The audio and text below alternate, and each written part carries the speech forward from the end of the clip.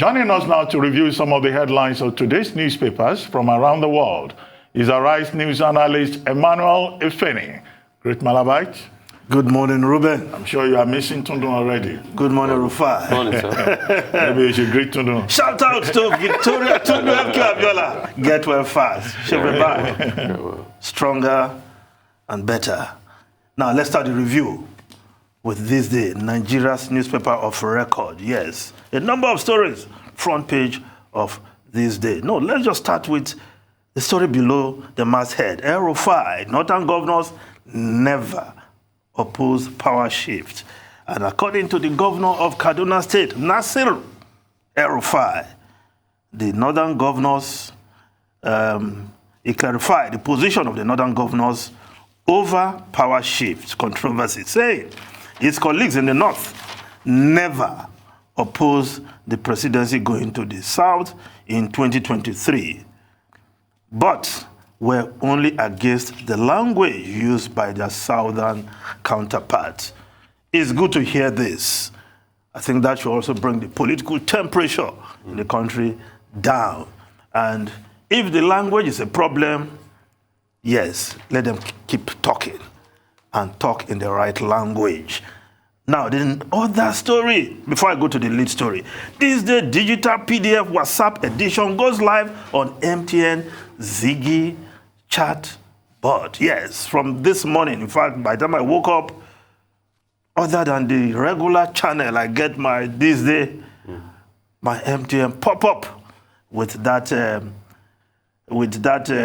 address. You click, you go straight and read Nigeria's newspaper of record from anywhere in the country, anywhere in the world. You can now just click and you will read this day newspaper. I'm not talking of the website.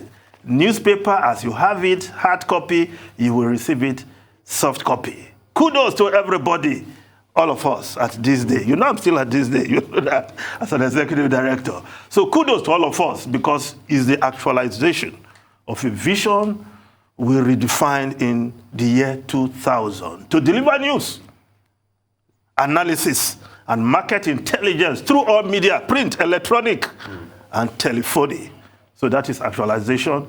I'm sure all MTN subscribers will be better for it. Now, the lead story, Senate presses Buhari to designate bandits terrorists, wants government to wage total war on them. Bomb hideout, says their leaders should be declared wanted. Gunmen kill over 43 villagers in Niger.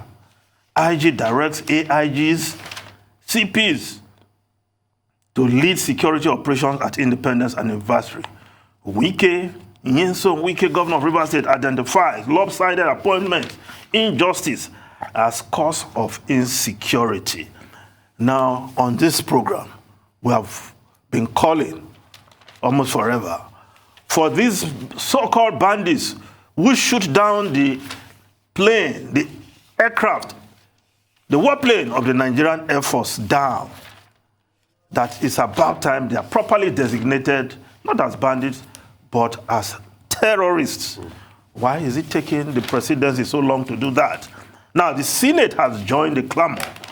And even if the president heed this clamor and do the right thing, it will be on record that this president had to be prodded, begged, urged to designate people who are clearly enemies of the Nigerian state and the Nigerian people as terrorists. Why? It was so easy to declare IPOB terrorists. Now, other newspapers, yes, the Guardian newspaper also has this story. Its front page, declare bandits as terrorists, Senate tells Buhari. But the lead story of the Guardian newspaper, judges in South Africa, Ghana, earn 3 times higher than Nigerian colleagues. Nigeria's judicial officers among least paid globally, according to the African Bar Association document. Appeal court president's salary equivalent to that of a research fellow in the Nigerian Institute, NILDS. Qualified legal practitioners no longer find bench attractive, says Adeborua. Ba must speak out for them, Waifu. Salary may be poor, allowances make it up. Akinlade, well, this story is not one of those stories that is cheery. The giant of Africa, the biggest economy in Africa.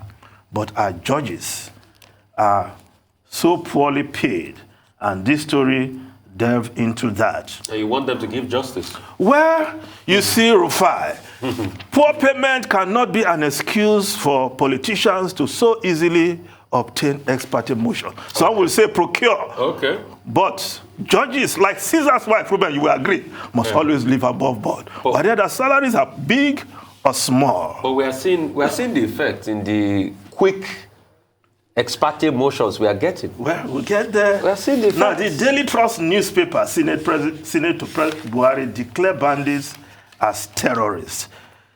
The Leadership newspaper, hours after Senator's damning verdict, bandits killed 30 in Niger State. Lawmakers want them branded terrorists, say military should bomb them wherever they are. Anxiety grips Kaduna residents as government shuts down telecoms networks today. Agulu community mourns as government killed Dr. Akunyele. That is another sad story. The mother of Dr. Chike Akunyele, widower of the late Dora Akunyele, who was such a prominent, patriotic Nigerian woman before her demise. But this is one killing too many, and beyond statements from government, top government officials, including the presidency, these killers, until they are fished out and made to face the law, all statements by government officials will amount to nothing. Now, let's just look at the New Telegraph newspaper. Yes, the same lead story, but the story below the photograph. Killings, southeast under siege, or Hanese, as gunmen kill the late Dora Akunyele's husband, 16 others in Anambra. Akunyele's killers will face judgment of men. God, Buhari, it is sad. Peter Obi. Now, the southeast is becoming very insecure. Now you ask, what are the governors doing? They once try to follow the cue given by the Southwest government in announcing Ebube Agu. That's the name? Ebube Agu. But ever since that announcement, what have they done? They have launched nothing. They have started nothing, apart from perhaps Anambra that already had the Eastern Security Network. Now, the Vanguard newspaper has that story. Killings in Southeast rage. Despair. Trail murder of Akunyele, 8 others. How Akunyele husband of late ex-NAFDAC boss, 8 others were killed in Onitsha suburb. Igbo nation under siege with too many killings. Ohaneze laments, it's in our hands to make this region better again. Umahi, yes, the governor of Ebonyi State. So beyond moving from one party to another or celebrating appointment of Southeasterners as achievements, Southeast governors must get down to work. Now, the Punch newspaper, federal government revokes 5,793 mining licenses in 6 years. Operators blame insecurity. Ruben, if you are given a license to go and mine gold in Zamfara, I don't know how you can activate that with all the insecurity you have in that state or elsewhere. So the government must also deal with this security because it affects almost every other aspect of the economy. COVID-19, Business Day newspaper, COVID-19 wipes out $5.5 billion from value of Africa's top brands. Nigeria's top companies represent 6% of brand value. That's the Business Day newspaper. The foreign newspaper, quickly, let's look at the Times of UK. The Times. Evra's parents tell murderer, look at us. The family is heartbroken. Yes, the family of Sarah Everard confronted her murderer in court yesterday, and they told the murderer, look at us, look at how you have caused us pain. And that story is also on the front page of the Telegraph newspaper in the UK. Everard's killer used COVID law to entrap her. Sad story. Ruben Rufai, over to you. I mean, that's a sad one. And this should not be happening in the UK. And the police have failed women, only to think that Cressida Dick, head of Met Police in the UK, is a woman. The institution, the police institution, have failed women in general. And this is not the first time it is happening. This is not the first time. And the sad part is when they were protesting, police officers manhandled women. This is wrong. The UK is supposed to be a bastion of respecting the rights of women. It is this same UK that the suffragettes movement started from. The women that fought for universal suffrage. Great women like that.